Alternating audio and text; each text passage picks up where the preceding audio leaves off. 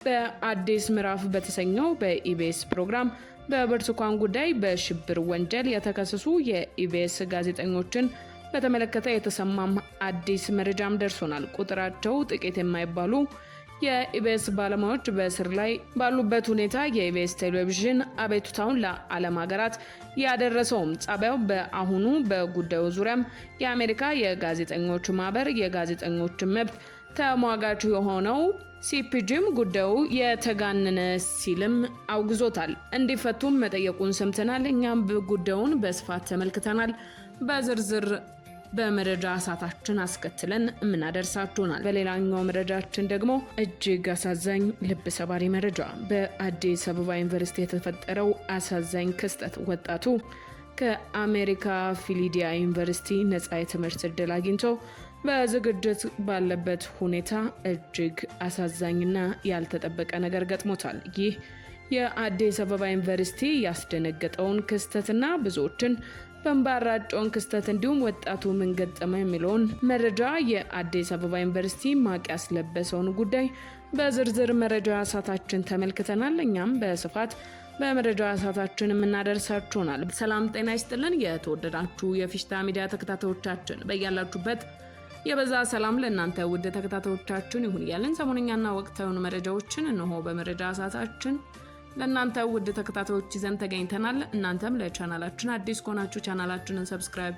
በማድረግ ቤተሰብ ይሁኑን እያለን ወደ ዛሬ ዝርዝር መረጃችን አለፍን። በአዲስ አበባ ዩኒቨርሲቲ የዘንድሮ ተመራቂ የነበረው ውብሸት አስቤ ከአሜሪካ ፊላዴልፊያ ዩኒቨርሲቲ ነፃ የትምህርት ዕድል አግኝቶ ለጉዞ እየተዘጋጀ ባለበት ወቅት የቅርብ ጓደኛው ዶርም ውስጥም በመርዝ እንደተገደለ የአስክሬን ውጤት ያሳያል ተባለ። ወጣት ውብሸት እጅግ በጣም ትሁትና ታታሪ መሆኑን ብዙዎችም ይመሰክሩለታል። ይሁን እንጂ በጉብዝናውና በመልካም እድሎቹ ላይ በመቅናት እጅግ በሚከረፋ መርዝ ህይወቱን ነጥቀውታል የተባለው በአረብ ሀገር እየለፋች ያስተማረችው እህቱ በወንድሟ ጽኑ ተስፋ የነበራት ቢሆንም በምቀኝነትና በክፋት ተነሳስተው የወንድሟን ነፍስ ህልሙንና ተስፋውን በማጨናገፋቸው ከመሞቱ ያልተናነሰ ተስፋ መቅረጥ ውስጥም ትገኛለች ተብሏል። እጅግ ከባድ የመንፈስ ስብራትም ደርሶባታል። በጣም የሚያሳዝነው ደግሞ ይህንን ከባድ ወንጀል የፈጸመው ተጠርጣሪ ጓደኛው የህግ ጠበቃ ይዘው የተከራከሩለት ሲሆን በሟች ቤተሰብ በኩል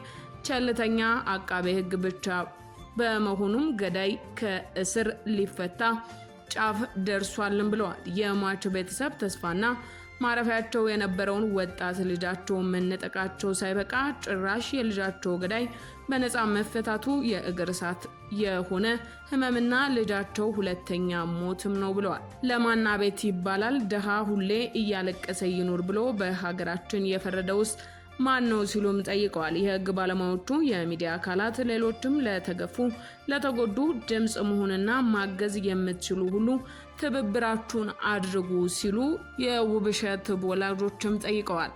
ወደ ሌላኛው መረጃችን ስናልፍ ደግሞ የኢትዮጵያ መንግስት ያሰራቸው የኢቢኤስ ጋዜጠኞች እንዲፈቱ የጋዜጠኞች መብት ተሟጋች ድርጅት ሲፒጂ ጠየቀ። ሲፒጂም በጋዜጠኞች እስር ዙሪያ የፍትህ ሚኒስቴር ለማናገር ሞክሮ እንዳልተሳካለትም ገልጿል። የኢትዮጵያ ባለስልጣናት ከሰሞኑ አስረው የሽብር ክስ ያቀረቡባቸው 7 የኢቢኤስ ጋዜጠኞች እንዲፈቱ መቀመጫውን በአሜሪካ ኒውዮርክ ያደረገው የጋዜጠኞች መብት ተሟጋች የሆነው ኮሚቴ ቱ ፕሮቴክት ጆርናሊስት ሲፒጂ ማሳስቧል። ሲፒጂ ለመረጃ ምንጫችን በላከው መግለጫ አዲስ ምዕራፍ የተባለው የኢቢኤስ ፕሮግራም አዘጋጆች ብርቱካን ተመስገን በተባለችው ግለሰብ ዙሪያ በሰሩት ፕሮግራም ለእስር መዳረጋቸውን ጠቅሶ የቴሌቪዥን ጣቢያው ባለቤት አማን ፍሳጽዮን ይቅርታ መጠየቁንም አንስቷል። የጋዜጠኝነት ስርዓት ተጣሰ በሚል ጋዜጠኞችን አስሮ የሽብር ክስ መምዘዝ ያልተመጣጠነ አካሄድም ነው። በዛ ላይ ፕሮግራሙ እገዳ ተጥሎበታል ያለችው የሲፒጂ አፍሪካ ፕሮግራም አስተባባሪ ሙትኬ ሞሞም ናት። ፖሊስ ጋዜጠኞቹ ግጭት ለመቀስቀስ የህገ መንግስቱን ስርዓት በኃይል ለመናድ እና መንግስት ለመገልበጥ ማሴር የሚሉ ክሶች ማቅረቡም ይታወሳል።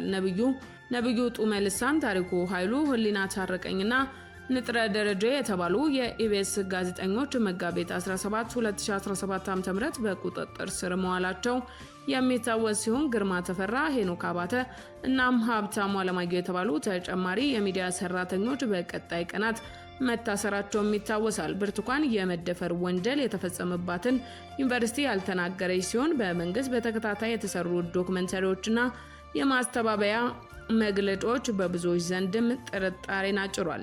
የታሳሪዎቹ ጋዜጠኞች ጠበቆችም የኤዲቶሪያል ችግሮች በሽብር ህግ ሳይሆን በኢትዮጵያ ሚዲያ ህግ መዳኘት እንደሚገባም ገልጸው ተከራክረዋል።